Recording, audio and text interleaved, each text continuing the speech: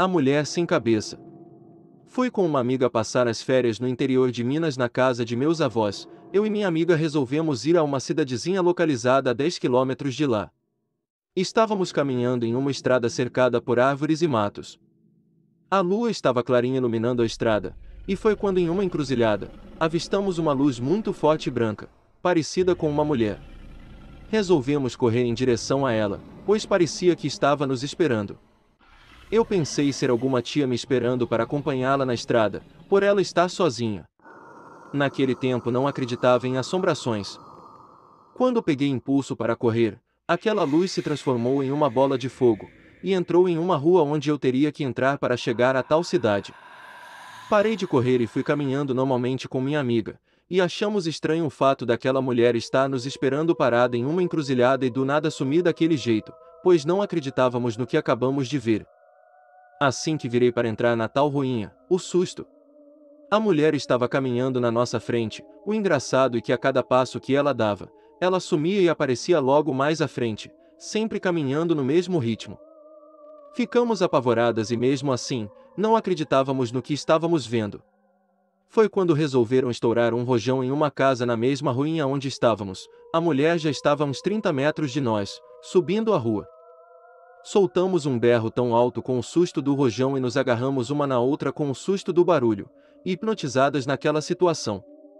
A mulher veio em uma velocidade incrível e antes que trocássemos o passo, ela passou por nossas pernas e entrou naquela casa.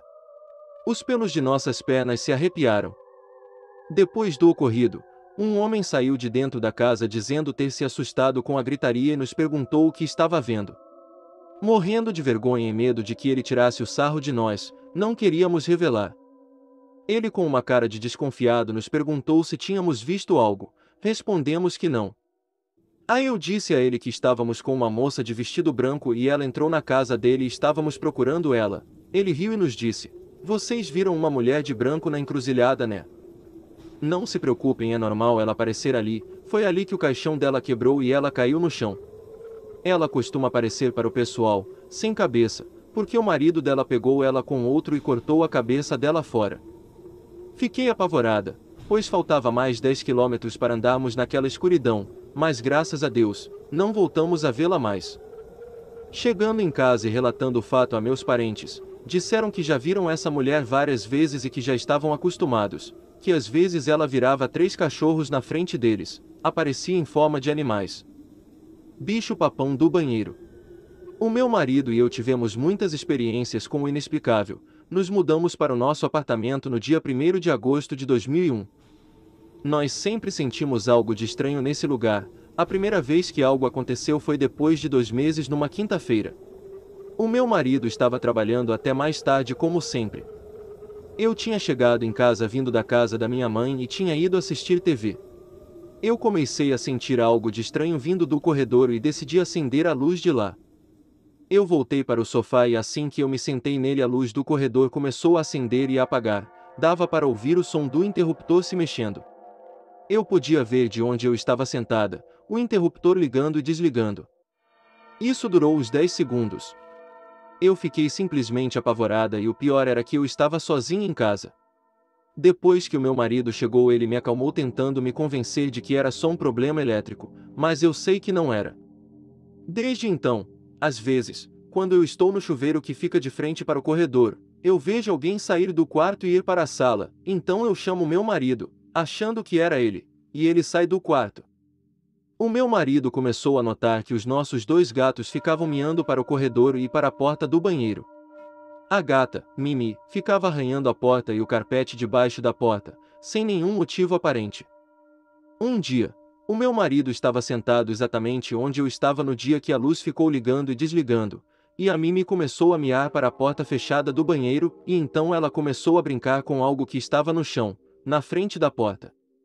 Ele falou que então pareceu que alguma coisa tinha agarrado a patinha dela e estava puxando, o que fez ela tombar para o lado e ser puxada contra a porta, pelo vão que tem por debaixo da porta do banheiro.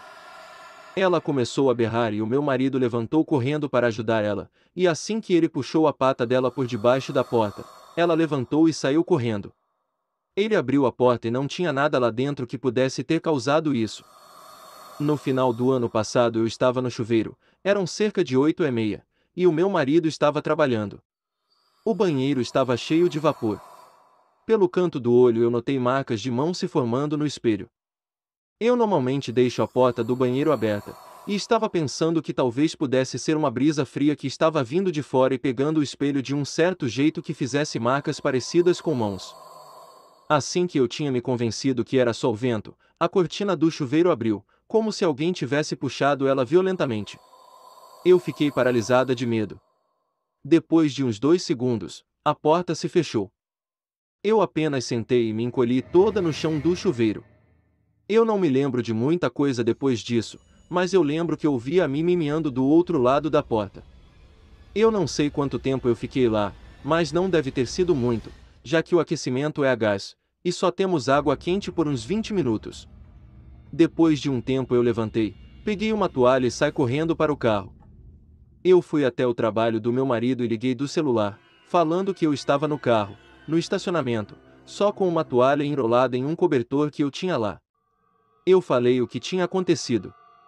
Ele falou que nós não podíamos sair do apartamento, já que não tínhamos dinheiro para isso. Então agora eu me recuso a ir para casa depois do trabalho antes que ele chegue lá. A única coisa que eu sei sobre esse lugar é que era uma casa antes, e ela pegou fogo. Depois disso, usaram o terreno para construir o nosso prédio. Mas pelo que me falaram, ninguém morreu no incêndio. Eu não tenho ideia do que pode ser que tem aqui em casa, mas eu morro de medo de ficar sozinha. Gritos no cemitério. Estava há pouco conversando com um senhor que está trabalhando numa obra aqui onde moro, e ele me contou uma história de arrepiar.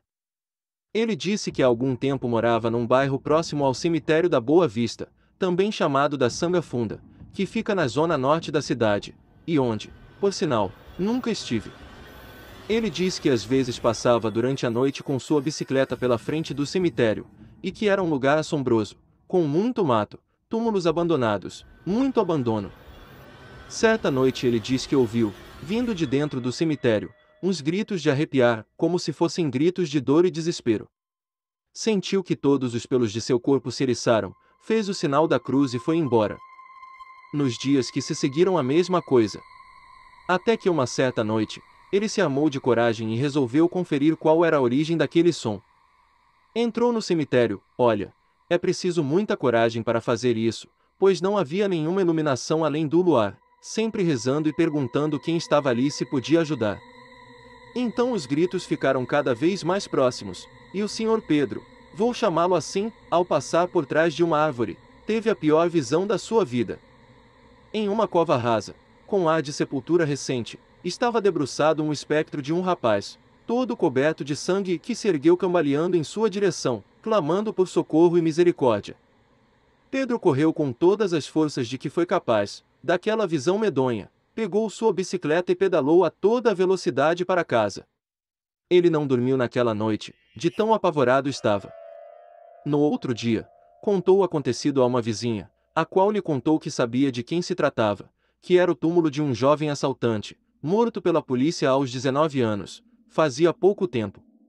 Pedro rezou muito pela alma do rapaz. E nunca mais passou diante do cemitério. Terror no apartamento. Recebi um e-mail de uma amiga virtual, muito assustada. O nome dela é Aline. Até aquele momento eu tinha contato com ela só pelo MSN. Aline, como eu, também tem curiosidade sobre casos sobrenaturais. Ela mora em São Paulo, bairro Jardim Analia Franco. Fazia exatamente 2 meses que havia se mudado do seu apartamento no 10 graus andar, para a cobertura do prédio onde ela mora. Os antigos donos da cobertura saíram do país para morar na Europa. Nesse dia, às 7 horas da noite, recebi o e-mail: Olá Christopher, tudo bem? Aqui é a Aline. Algo muito estranho está acontecendo no meu quarto. Faz 2 meses que me mudei para este apartamento. De madrugada, ouço barulhos estranhos. Eu estou com muito medo. Não sei se estou ficando louca, ou se é apenas coisa da minha cabeça. Ontem falei com a minha mãe. Ela falou que iria chamar um pastor para fazer uma oração, mas até agora ele não veio. Gostaria de saber se você pode me ajudar. Esse é o meu número de celular para a gente entrar em contato, No mesmo dia, às 19h30, liguei para Aline e marcamos para nos encontrarmos no shopping Analia Franco. Cheguei lá às 20h30 e ela já estava me esperando. Ela, muito nervosa, falou que não ia mais voltar para o apartamento. Perguntei aonde ela ia ficar e ela respondeu que ia voltar para a casa da mãe dela e ia tentar vender aquele apartamento o mais rápido possível. Eu tentei acalmá-la e perguntei se eu podia dar uma olhada no quarto. Ela falou que podia, mas ela não ia mais entrar lá. Chegando no apartamento percebi que não tinha nada de anormal. Ela, do lado de fora do apartamento, me perguntou se eu podia passar a noite lá. Achei até estranho, mas como ela estava muito nervosa, eu aceitei. Perguntei para ela se ela confiava em mim, ela respondeu, é lógico que sim. E me deu as chaves do apartamento, e falou que iria só voltar de manhã. Olhei para o relógio, e já eram 22h30. A Aline pegou seu carro e foi para a casa da mãe dela. No primeiro momento, pensei, essa garota é muito louca para dar a chave do apartamento dela. Se eu fosse uma pessoa de má fé, faria a limpa no apartamento, risos. Fechei a porta do apartamento e fiquei na sala até 23h30. Me levantei e desliguei todas as luzes do apartamento, só deixei o abajur do quarto dela ligado. Passaram-se 2 horas e nada de estranho aconteceu, então resolvi ir para a cozinha. Liguei novamente todas as luzes e fui fazer um café. Olhei novamente para o relógio, já era 2h35 da madrugada e ainda nada de estranho ou sobrenatural havia acontecido. Voltei para a sala e liguei a televisão para assistir um filme na Globo, não me recordo o nome do filme, mas era bem legal. Acabei pegando no sono. 1 hora depois, eu acordei, olhei para a televisão e ela misteriosamente estava desligada, até me arrepiei. O telefone começou a tocar, fui atender e estava mudo. Coloquei no gancho e novamente começou a tocar, atendi, falei alô, mas ninguém atendia. Muito nervoso olhei novamente para o relógio, era 4 horas da madrugada. O telefone parou de tocar. Todas as luzes que eu tinha ligado desligaram sozinhas. O rádio-relógio começou a tocar uma música antiga francesa. As luzes do quarto dela começaram a piscar, me aproximei, olhei e vi vários gatos pretos mortos pelo chão. Saí correndo do apartamento, assustado. Fiquei do lado de fora, perto da piscina e liguei para a Aline, mas ela não atendia. Precisei esperar até amanhecer para sair daquele local. Às 6 horas da manhã a Aline ligou e falou que em menos de meia hora ela estaria lá. Esperei ela chegar e contei o que tinha acontecido. Ela falou que também tinha visto os gatos, mas estava com vergonha de contar, ela não queria ser chamada de louca ou algo parecido. Às 7 horas da manhã do dia seguinte, liguei para meu chefe avisando que não iria trabalhar, que tinha de resolver alguns problemas. Fui até a administração do prédio e perguntei se eles tinham algum contato com os ex-donos do apartamento. O senhor João, zelador do prédio, passou o número do celular do casal que morava lá. Tentei ligar, mas sempre ficava fora de área, então fui procurar algum vizinho que os conhecia. Dona Luísa, que mora mais tempo que Aline no prédio, conhecia esse casal.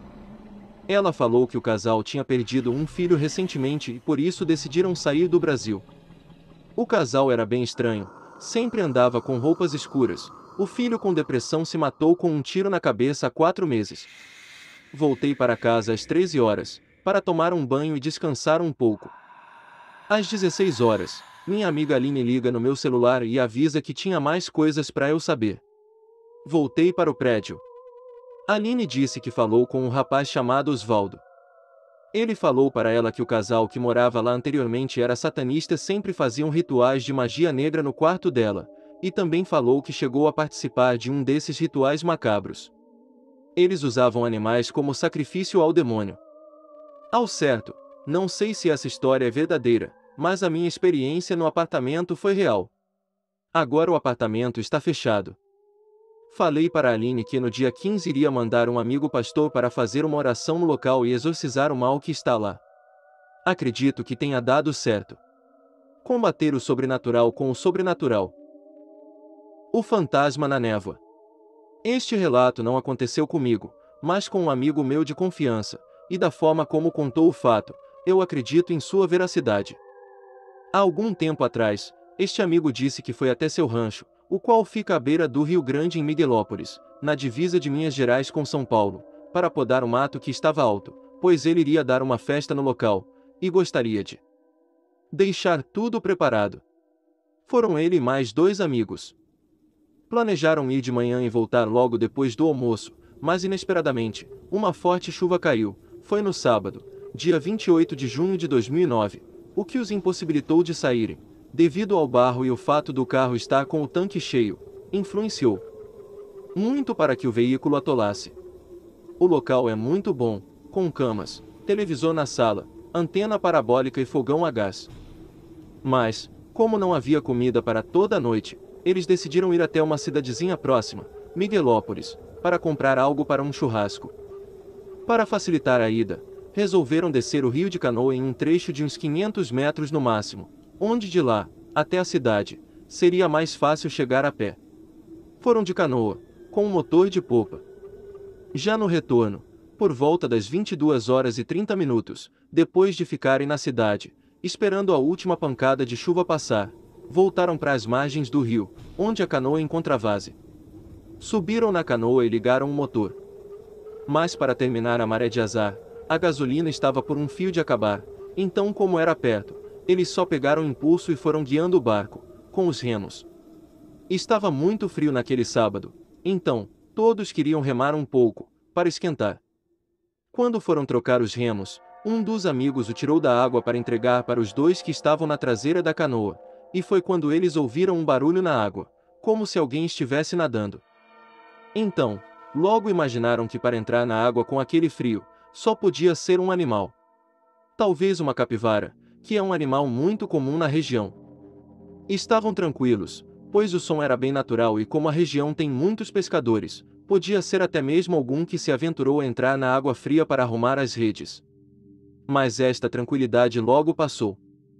Já avistando as luzes do rancho de onde saíram, quase chegando, o som na água começou a se misturar com os de uma pessoa, respirando, ofegante e com ar de desespero. Por um instante, eles até acharam que poderia ser o barulho de peixes presos na rede, mas o som forte de respiração só aumentava a impressão de que não era algo tão natural assim. Gritavam e balançavam as lanternas, para verem se era alguém se afogando. Puseram os remos na água, para o caso de ser alguém em apuros, pudesse agarrar o remo para se salvar. A cada segundo, o som ficava mais próximo e mais forte. Logo, o desespero começou a tomar conta dos 3 dentro da canoa, pois embora o som fosse forte, a água estava muito calma.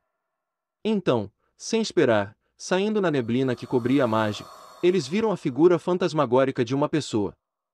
Era um homem, branco, como uma folha de papel. Mas o pior ainda estava por vir, pois quando a neblina que envolvia aquele ser se dissipou, eles perceberam que era algo inominável. O homem estava sobre a água, e para deixar tudo pior, podia-se ver nitidamente que ele flutuava sobre a água, mas sem as pernas. Apenas o seu tronco e seus braços eram visíveis. E pela distância em relação à água, viram que o homem não tinha pernas. E para dar o toque final, aquele ser estava de olhos fechados, com a cabeça caída para o lado, e quando abriu os olhos, naquele momento, todos gritaram e rezaram, pois os olhos do homem eram brancos, assim como o seu corpo. Um deles até vomitou dentro da canoa, pois não tinha coragem de pôr a cabeça para fora da canoa. Aquele espectro fitou-os por alguns segundos e simplesmente desapareceu atrás da neblina, que o envolveu. Os 3, tomados pelo total desespero, começaram a remar como podiam, menos com as mãos, pois naquele momento, a água era o último lugar em que queriam contato. Com muito custo, alcançaram a margem. Tiraram forças de onde não tinham, para conseguir desatolar o carro, além de esvaziar parcialmente o tanque, e saíram de lá às pressas. Meu amigo garantiu que depois deste fato, não vai mais ter festa no seu rancho, e se encontrar um preço razoável, vai trocar o rancho por uma casa na cidade. O que seria aquela criatura? Seria a alma de alguém pedindo socorro para ser salva, ou seria uma outra criatura do além, procurando uma possível vítima naquele local isolado, tarde da noite? A sala número 13. Antes de começar com o relato, devo explicar algumas coisas antes. Vamos lá, Eu estudava em uma escola pública de uma cidade satélite do Distrito Federal. Antes de eu estudar nessa escola, uma diretora teve um infarte dentro de uma sala. Coincidentemente, o número da sala é 13. Após a morte dessa diretora, mais precisamente 3 anos depois, o vigia noturno relatava ouvir barulhos de passos e dizia que avistava coisas durante a noite. Nisso eu estava entrando no primário, quando esse vigia simplesmente desapareceu. Não foi mais trabalhar na escola, por motivos óbvios. Os anos foram se passando e eu cheguei à 4ª série. Nisso a sala 13 nunca tinha sido aberta, e eu estudava na sala 14, que ficava bem ao lado. Um dia meus amigos Juliano e Diego, além de mim, fomos ao banheiro, quando ouvimos um barulho vindo de dentro da sala. Como a sala estava trancada, pensamos não ser nada. Fomos ao banheiro e ao voltarmos fomos brincar em um campinho que ficava do lado de fora da sala, voltado para a rua, onde tinha uma mureta enorme separando a escola da rua. Então nós resolvemos entrar na sala 13, mas as portas das salas estavam trancadas por dentro, com trincos passados. Essa era a única forma de trancá-las. Depois do intervalo, estávamos matando aula, quando mais uma vez, ouvimos barulhos vindos de dentro da sala. Eu fui olhar primeiro pelo buraco da fechadura, e vi apenas um emaranhado de cadeiras. Depois foi a vez do Juliano, e nessa hora, ele ficou pálido, os olhos esbugalharam e ele começou a tremer. Eu perguntei o que estava acontecendo e ele não conseguia responder, então resolvi olhar de novo. Foi aí que eu vi uma casinha como de bonecas, só que maior, com alguns brinquedos espalhados. Dava para ver que as portas continuavam trancadas por dentro. Eu quase tive um ataque cardíaco ao ver aquilo, e antes mesmo que eu pudesse falar alguma coisa, apareceu uma mão com uma espécie de palito, e tentou furar os meus olhos. Não sei explicar o que aconteceu, só sei que quando eu acordei o Juliano e eu estávamos na direção da escola e havíamos estado inconscientes. O nosso terceiro amigo, Everton, chamou a diretora para nos socorrer, pois sem explicação alguma, havíamos desmaiado após olhar pelo buraco da fechadura. Inexplicavelmente, de acordo com o Everton, não havia se passado nem 10 segundos que estávamos olhando pelo buraco na fechadura, mas para mim pareceram 2 minutos, e o Juliano disse que para ele também pareceu uma eternidade. Após contarmos o relato, a diretora disse que era impossível isso, que foi fruto da nossa imaginação, pois a porta da sala 3 estava aberta, sendo a mesma porta que havíamos visto trancada pelo lado de dentro, e essa porta não possui fechadura do lado de fora, apenas trincos internos. Não sei se eles escondem algo dos alunos, ou se realmente não acreditam nos relatos, mas nos anos seguintes, eu mantinha contato com minhas professoras, uma delas até hoje, e de acordo com ela, várias crianças desmaiaram após olhar pela fechadura da sala 13. Outra coisa que dá para estranhar, é porque até hoje, depois de tantos anos, a sala continua trancada. Não sei o que aconteceu, mas sei o que eu e o Juliano vimos, não era normal e ambos vimos a mesma coisa. Isso ainda continua um mistério, e ninguém mais comenta sobre a sala 13.